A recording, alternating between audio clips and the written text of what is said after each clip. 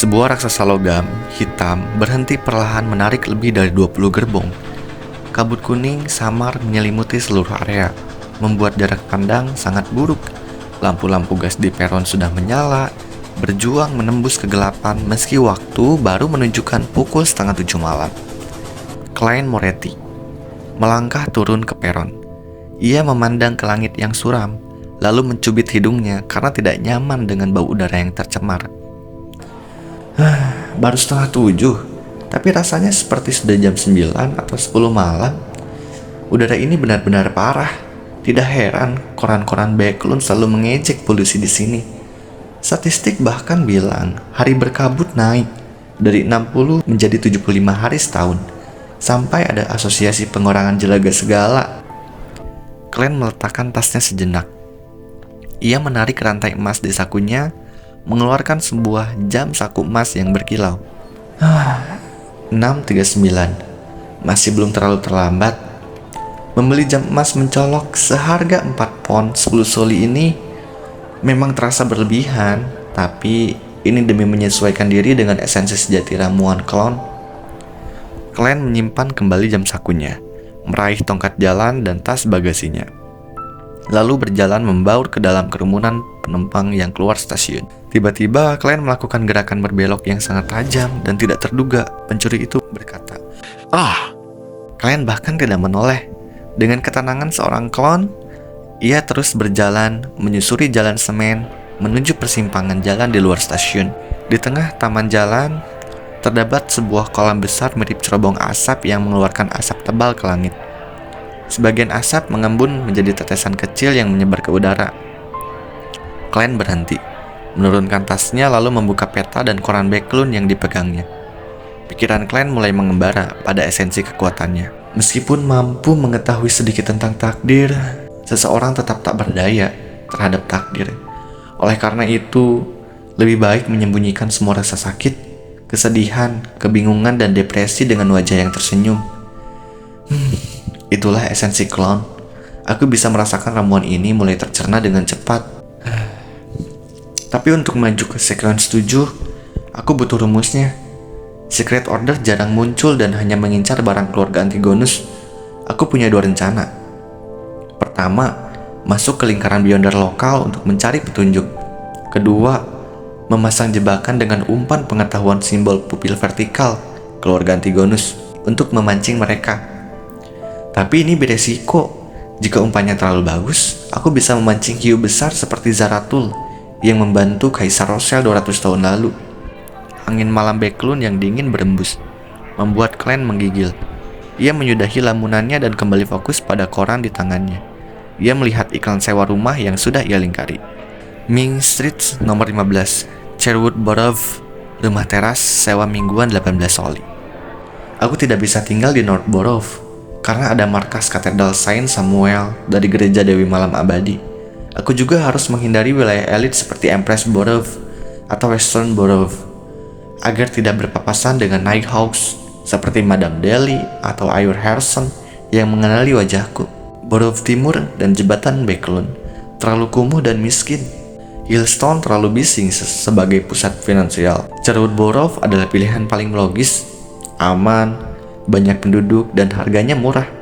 Dan yang paling penting, menyewa di sini lewat pemilik langsung tidak butuh dokumen identitas seketat agensi perumahan. Klein melipat korannya lalu masuk ke dalam gerbang Metro Backlund. Klein berjalan menuruni tangga bersama kerumunan menuju loket tiket. Di depan loket terpampang papan pengumuman harga tiket berdasarkan kelas. Kelas 1 6 pence, kelas 2 4 pence, kelas 3 3 pence. Seorang kasir wanita berambut pirang duduk di balik jendela kaca tanpa mengangkat kepalanya, hanya menunjuk ke arah papan harga. Kursi kelas 2 tolong. Kasir itu merobek tiket tanpa suara, menstempelnya lalu menyerahkan kepada Klein. Klein melewati pemeriksaan keamanan yang longgar, menuruni tangga peron, dan menunggu di area kelas 2. Sebuah kereta bawah tanah bertenaga uap hitam pekat datang dengan suara gemuruh logam. Asap dari lokomotifnya dialirkan langsung ke pipa-pipa atas yang terhubung dengan cerobong taman di atas jalan tadi. Gerbang terbuka. Klein masuk, membiarkan kondektur memeriksa tiketnya, lalu duduk di kursi tunggalnya yang cukup nyaman. sambil bersandar pada tokan jalan. Tiba-tiba terdengar langkah kaki terburu-buru. Seorang remaja laki-laki yang kurus, mengenakan mantel yang terlalu besar untuk usianya dan topi bundar, berlari masuk ke dalam gerbong sambil memeluk tas ransel usang. Ia menundukkan kepalanya sangat dalam. Maaf, saya salah naik gerbong. Saya pemegang tiket kelas 3. Anak itu meminta maaf dengan gugup kepada para penumpang, lalu berjalan cepat menembus pintu penghubung menuju gerbong kelas 3. Belum sempat pintu gerbong menutup, beberapa pria berjas hitam dengan topi setengah tinggi merengsek masuk dengan kasar ke dalam gerbong kelas 2. Kau melihat bocah remaja? Dia memakai mantel tua. Glenn memperhatikan pria itu dari sudut matanya. Kulitnya gelap, matanya cekung, ciri khas penduduk dataran tinggi. Keturunan Vienna Potter atau Intis yang terkenal keras dan sering menjadi anggota terakhir di Backlund. Aku melihatnya. Dia pergi ke arah sana, ke gerbong kelas 3, kata kondektur. Tanpa memedulikan penumpang lain, kelompok pria berjas itu langsung bergegas mengejar ke arah gerbong kelas 3.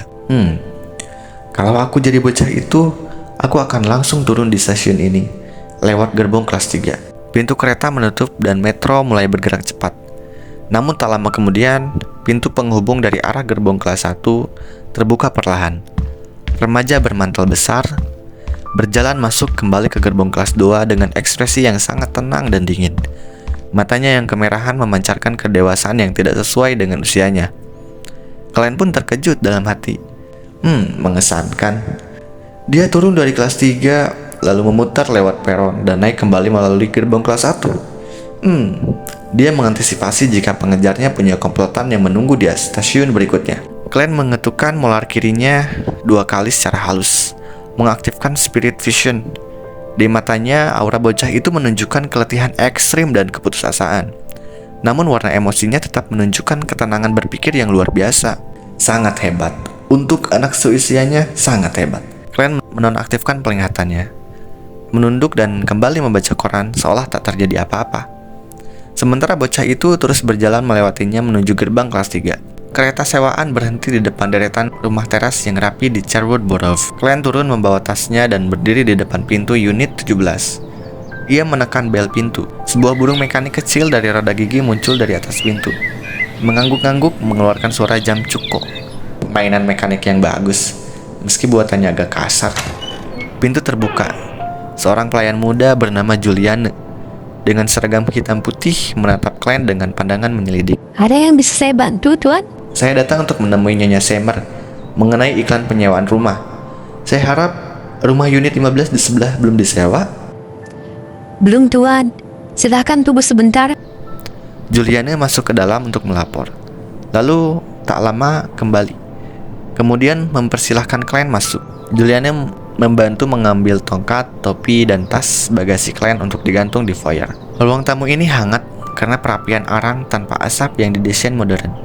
Ruangannya luas, dihiasi karpet tebal dan lukisan minyak yang indah. Nyonya Celine Semer, wanita cantik berusia 30-an, berambut pirang, mata biru, memegang kipas bulu bertatahkan perak, duduk dengan anggun di sofa. Karena ruangan hangat, leher dan dadanya yang putih terekspos tanpa syal. Nyonya, tamunya sudah datang. Glenn menempelkan tangan ke dada, lalu membungkuk hormat. Selamat sore Nyonya Semer. Selamat sore. Silahkan duduk. Anda ingin kopi atau teh? Teh tolong. Juliane, buatkan teh hitam Marquis. Juliane membungkuk dan pergi ke dapur. Bagaimana saya harus memanggil Anda? Sherlock Moriarty. Anda bisa memanggil saya Sherlock. Glenn melirik ke arah pipa-pipa rumit yang terhubung dari dapur ke perapian. Itu desain suami saya. Dia seorang manajer di perusahaan koim, tapi dia sangat menggilai mesin dan merupakan anggota asosiasi pengurangan jelaga kerajaan. Nyonya, Anda tidak perlu menjelaskan sedetail itu. Aku kesini untuk menyewa rumah, bukan kencan buta dengan suami Anda. Desain yang luar biasa mengenai rumah di unit 15. Nyonya Semer, saya berniat menyewanya. Saya harus mengingatkan Anda terlebih dahulu, Tuan Moriarty. Unit 15 tidak memiliki fasilitas mewah seperti di sini. Tidak ada pipa pemanas khusus, kursi malas, meja kartu, lemari mahoni, porselen halus atau set teh berlapis emas. Saya mengerti. Rumah itu sebenarnya milik kakak perempuan saya. Namun karena bisnis suaminya gagal, mereka terpaksa pindah dan mengelola perkebunan di Balang, benua selatan. Sejujurnya saya tidak setuju. Kasihan keponakan saya. Di sana tidak ada sekolah tata bahasa yang bagus ataupun guru private yang kompeten. Glenn mengangguk tulus menyindir dalam hati. Itu bukan urusanku. Anda benar, Nyonya. Selain faktor cuaca, tidak ada tempat di benua selatan yang bisa menandingi kemegahan Backlund. Pernyataan Glenn membuat Stellin merasa tersanjung. Matanya berbinar puas. Rumah itu sisa kontraknya masih 3 tahun. Tapi saya ingin Anda membayar sewa setahun di muka. Harganya 18 soli per minggu. Ditambah 1 soli untuk biaya sewa furnitur yang tersisa di sana. Dan saya meminta uang jaminan deposit sebesar 50 pound. Nyonya Semar, seperti yang Anda lihat, saya baru saja tiba di Backlund dan masih harus beradaptasi.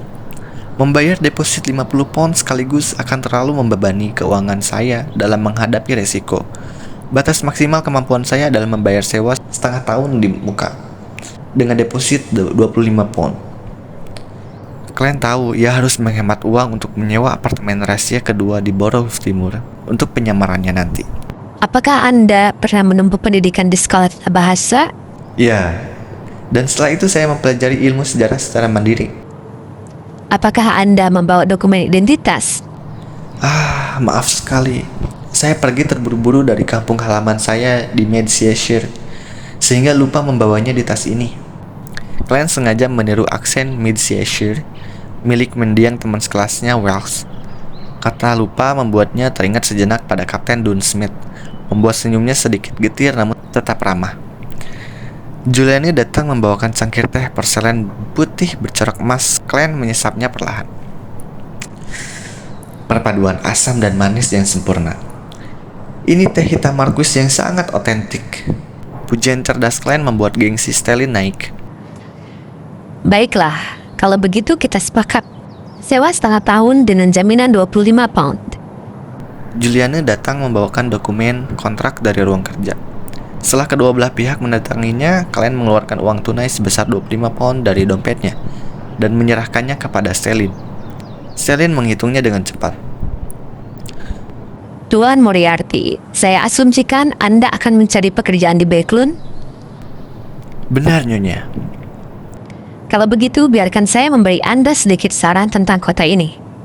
Di Sherwood Borough, jika pendapatan mingguan Anda di bawah 3 pound, Anda akan kesulitan bertahan hidup.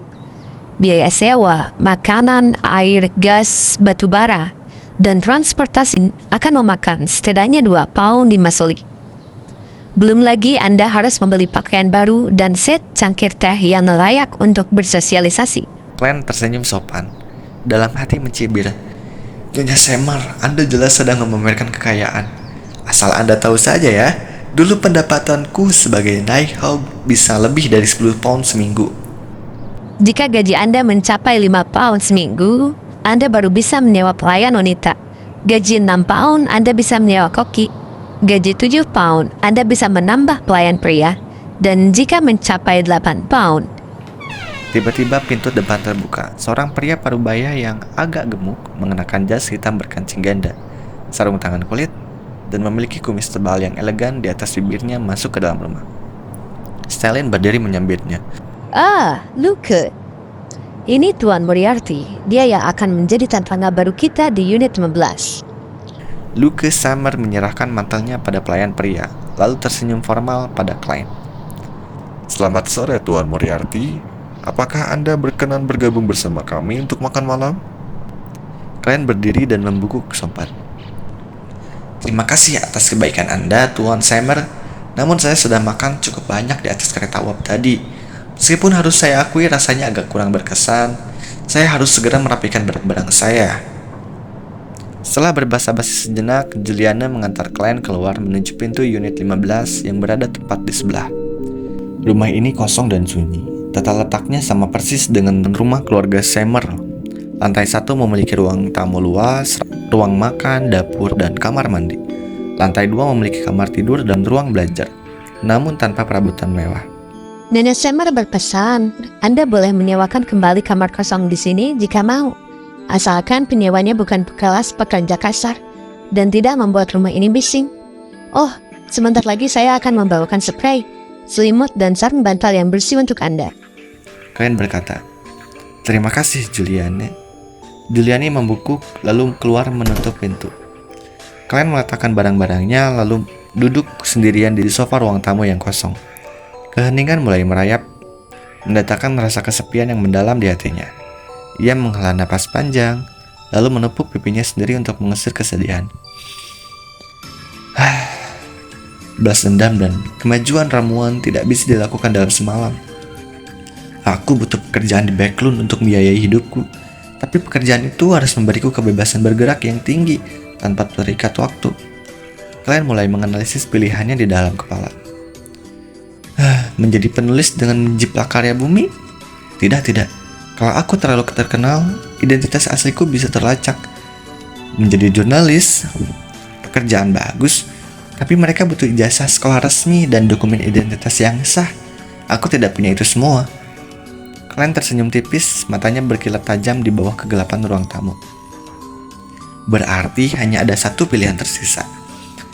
Kerjaan yang bebas, bisa menyelidiki lingkaran Beyonder, dan sangat cocok dengan nama baruku. Yap, klien mengambil topinya, menatap tampilan dirinya di jendela. Itu adalah detektif swasta, Sherlock Moriarty.